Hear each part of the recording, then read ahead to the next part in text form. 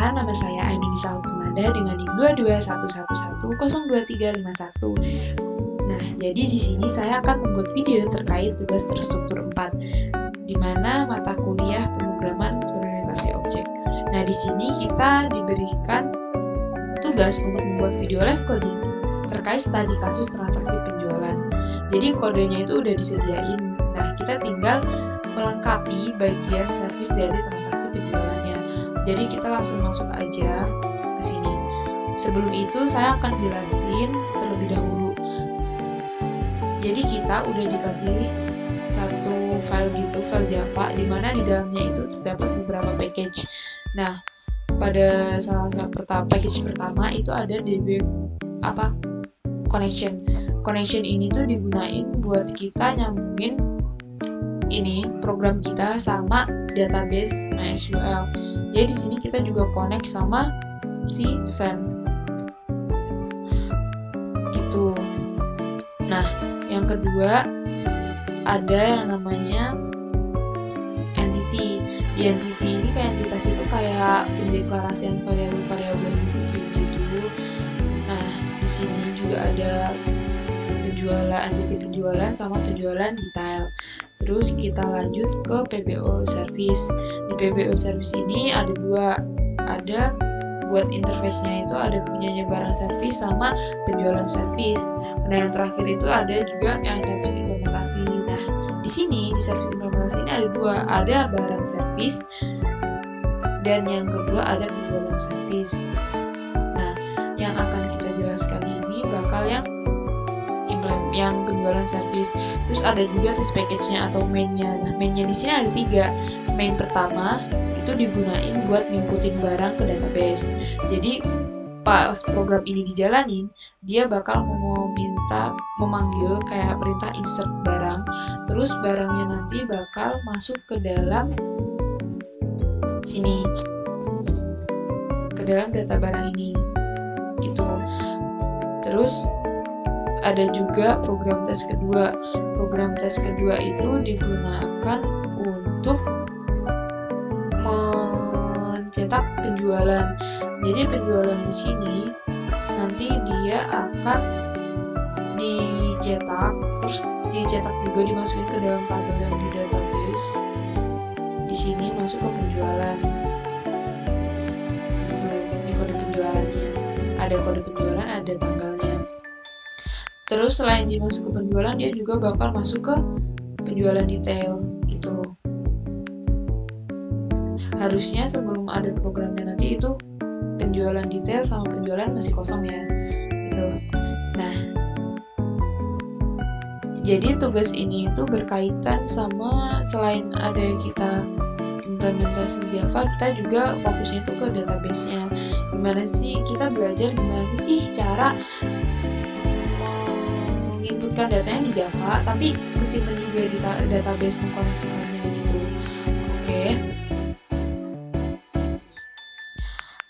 Oke teman-teman, jadi di sini kita langsung masuk aja ke dalam kode yang harus kita selesaiin ya. Jadi di sini ada 2 kode yang harus kita selesaiin. Yang pertama ada prosedur insert penjualan, yang kedua ada fungsi atau function get all penjualan. Jadi langsung aja kita coding.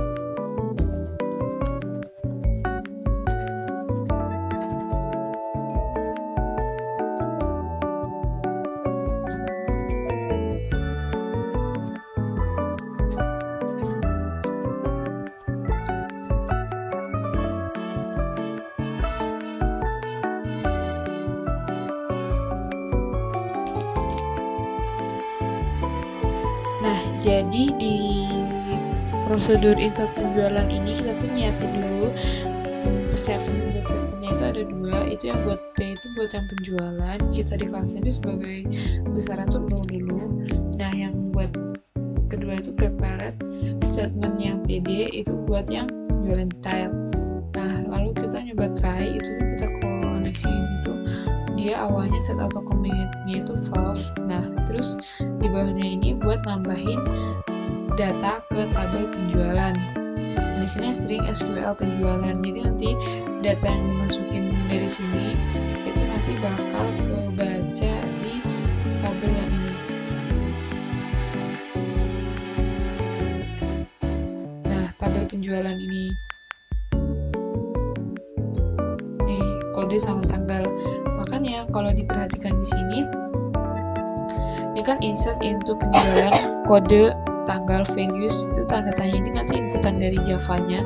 Terus di sini kenapa cuma 2, karena di tabelnya cuma ada 2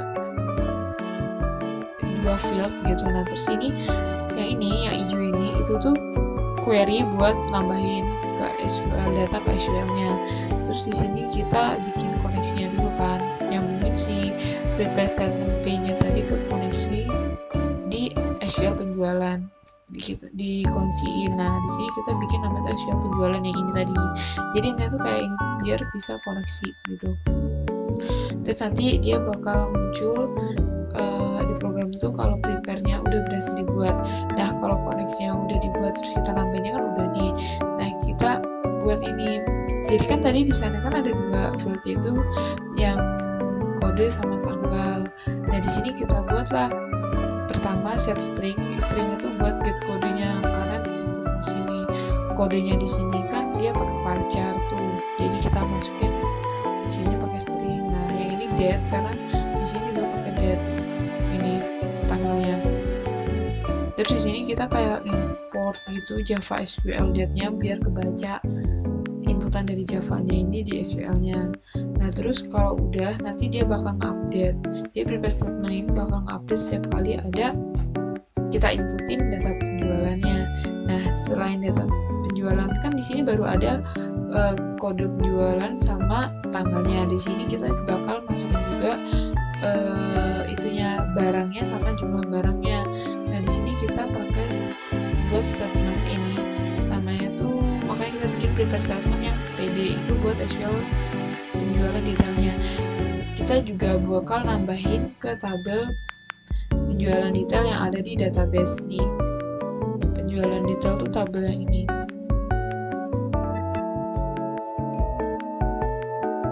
Nah di penjualan detail itu ada kode penjualan, jumlah kode barang sama jumlah barang. Tapi di sini kita pakai ini aja. Semuanya sih tak pakai ya.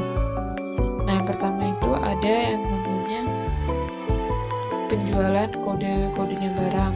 Nah itu barangnya, terus dikasih kode juga.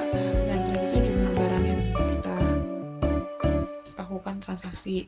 Nah terus ini juga ada fitur buat update-nya lagi. Terus dia bakal di condition commit nih. Nah kalau ini itu tuh buat kalau misalnya sistem error gitu. Jadi kayak buat peringatannya gitu. Terus nanti bakal dicoba kalau misalnya dia tidak sama dengan prepare statement-nya itu bakal tutup. Nah ini juga itu connect set autonya commit-nya itu bakal dikasih nilai true gitu. Nah ini yang buat si penjualan punyanya si insert penjualan. Kita akan nyoba jalanin program yang ini ya, yang udah kita buat sebelumnya, yang penjualan, sebelum kita lanjut ke get out penjualan ini. Nah di program tes ini kita pakai yang program tes 2, tinggal klik kanan terus kita run file. Nah di sini pertama prepare berhasil dibuat karena terus kenapa ini gagal, karena dia itu udah dibuat sebelumnya. Jadi sebelumnya aku udah ada run programnya dan dan di sini yang kode jual 01 itu dia udah ada, makanya di sini dibilang duplikat key, terus di situ error, makanya dia nggak bisa ditambahin lagi. coba di sini kita buat kode jualnya 2. Nah, kalau misalnya kode jualnya kita ubah jadi 2, nah itu nanti bakal muncul text prepare berhasil dibuat. Kita cek lagi di database-nya.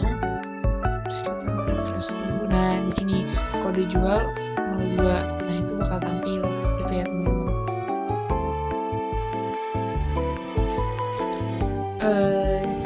Sebelum kita lanjut ke get out penjualan, kita itu nanti kan kayak kita bakal manggil barangnya berdasarkan kode penjualannya. Nah, jadi sebelum itu kita bakal bikin kayak ini tuh function juga, namanya itu get penjumlahan detail by kode, karena nanti kita kan bakal manggilnya berdasarkan kodenya. Jadi langsung aja kita coding.